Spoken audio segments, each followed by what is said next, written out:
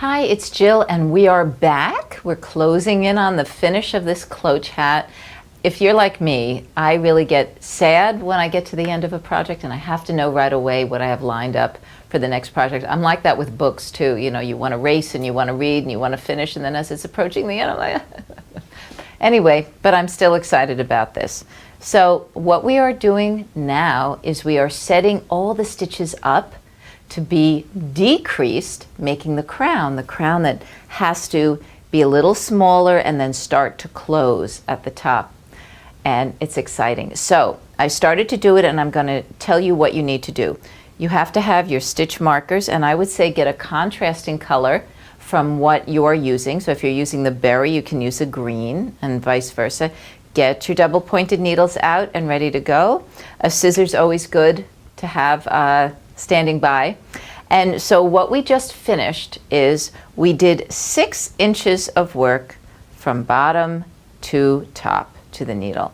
Now what we're going to do, so pretend I didn't do these aren't here yet, and here is my stitch marker saying I am starting the next row. You're going to knit either 13 or 15 stitches depending on whether or not you're doing the small or the large. I'm doing the large because big fat head. So you do 13 or 15 stitches, and then you place one of these stitch markers there, because we are dividing this up into 9 sections. So it will be decreased evenly. So let's go. Let's get our yarn and our needle, and then we knit 15. 1, push your stitches up.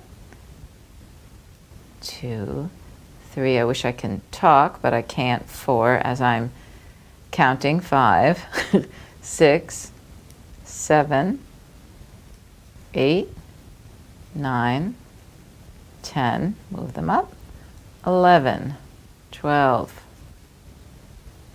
13, 14, 15. Now spread it out and count. It's always great. There was a show called This Old House. I don't know if it's still on, and Norm Abram, the master carpenter, would always say, measure twice, cut once. Let's count our stitches again, because we don't want to get to the end and have to rip it out. So here's our marker. 2, 4, 6, 8, 10, 12, 14, 15. Great.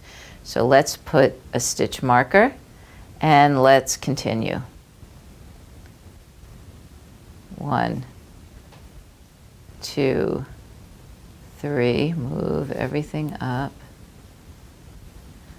4, 5, 6, 7, 8, 9, 10, 11, 12, 13 is where you stop if you're doing the smaller size, 14, 15, spread them out, count.